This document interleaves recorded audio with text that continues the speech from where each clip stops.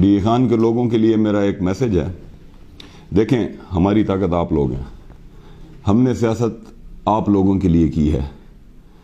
ہمارے اوپر جو مشکلات آئیں اپنے ایک اصولی موقف کی طرف سے آئیں, ایک اصولی موقف کی وجہ سے آئیں. ہم بے غیرت نہیں ہیں.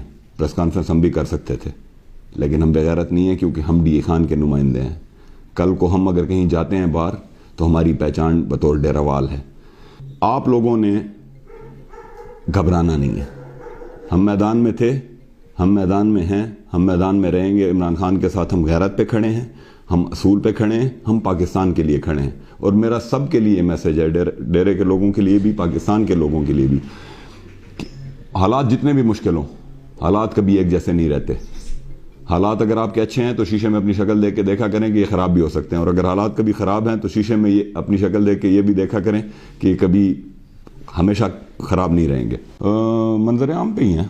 مطلب ابھی تو وہ جس طرح ہے نا کہ کچھ ہم چاہ رہے ہیں کہ تھوڑا سا یہ باقی کینڈیڈیٹس ڈی اے خان کے لوگوں پہ خرچہ مرچہ کر لیں, تھوڑا سا اس والی بات ہے. ان کے جو پیسے شیسے ہیں بوریوں کو تھوڑی سی ہوا شوا لگ جائے, اور انشاءاللہ ود ان فیو ڈیز ہماری پراپر جو کمپین ہے کارنر میٹنگز کی یا جلسے وغیرہ کی, زیادہ تر تو ہمارا جو ڈیجیٹل وہ ہے وہ کارروائی تو ہماری شروع ہے. ساتھ آرگنائزیشنل ایشوز کے اوپر بھی ہم لوگ کام کر رہے ہیں, کیونکہ ہمارا جو ڈیٹا بینک ہے الحمدللہ وہ کافی ڈیجیٹلائز ہے. اس کے اندر ہمارے یو سی لیول کے اوپر ورکرز کی ٹیمیں وغیرہ وہ سارا کچھ ایکٹیویٹ ہے.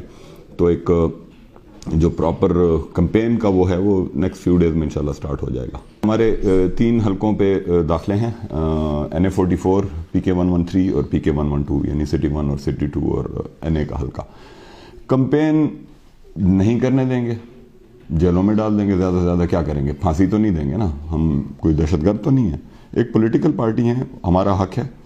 اور پہلے بھی علی امین کے اوپر آپ کو پتہ ہے کہ 100 سے اوپر کیسز جو ہیں وہ بنا چکے ہیں لوگ, اور سارے فیک کیسز ہیں. اس میں میجارٹی کیسز جو ہیں وہ اڑ گئے ہیں, کواش بھی ہو گئی ہیں, FIR ہیں, اور اس کے اندر مطلب ایون سرزنش بھی ہوئی ہے پولیس کی کہ یار یہ کس طرح آپ لوگوں نے مذاق شروع کیا. جس طرح بھی تھوڑی دیر پہلے بات ہو رہی تھی کہ انور زیب خان ایک شریف آدمی, مطلب اس ایج میں اس کے اوپر آوارہ گردی کی FIR ہے, اور انہوں نے کہا کہ جی تیرے کاغذ ریجیکٹ ہو گئے.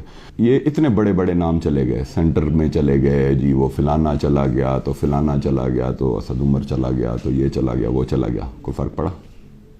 اسلام آباد کا میرے خیال میں کل سروے آیا ہے, PTI 60% پلس ہی ہے. تو کہنے کا مقصد یہ, آغاز چلا گیا وہ پہلے جی خٹک صاحب کے پاس چلا گیا, پھر جب اس کو پتہ چلا کہ جی خٹک صاحب کی تو داد نہیں کر رہی ہے تو لوٹا لوٹا کے نعرے لگتے ہیں. ابھی شاید اس نے مولانا صاحب کے ساتھ الحاق کر لیا ہے. اسی طرح ٹانک سے جس نے اعلان کیا تھا ان کے ساتھ وہ TLP میں شامل ہو گیا ہے. احتشام ابھی تک جو ہے وہ ٹکٹ نہ لے کے آزاد لڑنے کے چکروں میں ہے. تو یہ ان انڈیویجولز کے جانے سے کوئی فرق نہیں پڑتا. PTI کی پاپولیرٹی, اگین جس طرح میں نے کہا کہ PTI کی پاپولیرٹی یا PTI کی آئیڈینٹی عمران خان ہے. عمران خان کو کسی کے جانے سے فرق نہیں پڑا, تو ہمارے لوکلی بھی کسی کے جانے سے ہمیں کوئی فرق نہیں پڑتا. آئیڈیالوجی کا ووٹ ہے, ووٹ عمران خان کا ووٹ ہے, کیونکہ اس نے وہ شعور دیا, اس نے وہ میسج دیا. میں اگر آج ہوں اور اگر مجھے 4 یا 6 یا 10 لوگ سنتے ہیں, وہ اس لیے سنتے ہیں کہ they see in me a relaying device of Imran خان's message. میں اگر آج آزاد کہہ دوں نا کہ جی میں PTI کے ساتھ نہیں اور میں آزاد الیکشن لڑتا ہوں, شاید میں کونسلر بھی نہ بن سکوں. ابھی کل خیبر پختونخوا کی حکومت نے ایک قانون کی کیبنٹ نے اپروول دی ہے جس کے مطابق وارنٹ کے بغیر آپ کسی کو پکڑ سکتے ہیں. بھائی یہ کس دنیا کا قانون ہے؟ کیا ہم کوئی افریقن بنانا ریپبلک بن گئے ہیں؟ تقریباً بن تو ہم گئے ہی ہیں. میں تو اس کو معذرت کے ساتھ کہ کسی کو برا لگے کدو ریپبلک ہی کہوں گا جو اس وقت اس ملک کے اندر حالت شروع ہے. اور انصاف کے جو سب سے بڑے ادارے ہیں وہ مردوں کو انصاف دلانے پہ تلے ہوئے ہیں کہ جی بھٹو صاحب کا کیس سن لیا جائے, لیکن جو زندہ ہیں ہزاروں لاکھوں کیسز ان کے پاس پینڈنگ ہیں, ان کی طرف کوئی توجہ نہیں ہے. نواز شریف کی نااہلی جو ہے وہ ختم کرنا اس وقت ملک کا سب سے اہم مسئلہ ہے. وہ جی لائیو ٹیلی کاسٹ ہو رہا ہے, وہ جی یہ ہو رہا ہے وہ ہو رہا ہے. توبہ کے دروازے کھلے ہیں بھائی. اگر توبہ کے دروازے کھلے ہیں تو جیلوں کے دروازے بھی کھول دو. جس نے بھی قتل کیے ہوئے ہیں, جو بھی دہشت گرد جیل کے اندر ہے, وہ بھی توبہ کرتا ہے, پھر اس کو بھی باہر چھوڑ دو. تو یہ دوہرا معیار اور یہ ایک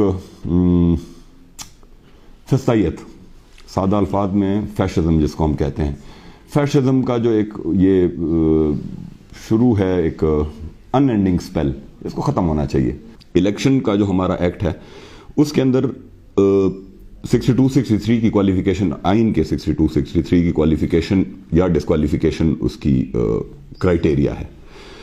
جب تک کوئی کنوکٹڈ نہیں ہے، مطلب سزا یافتہ نہیں ہے، اس وقت تک اس کو آپ الیکشن لڑنے سے نہیں روک سکتے، ایون اگر وہ جیل میں ہو، ایون اگر وہ اس حد تک مفرور ہو گیا ہو کہ اس کے مطلب جائیداد کھرک ہو جائے، XYZ جو بھی اس کے پروسیجرز ہوتے ہیں. اور علی امین تو پروٹیکٹیو بیل میں تھا ہائی کورٹ کی، جو کہ ریکارڈ پہ ہے.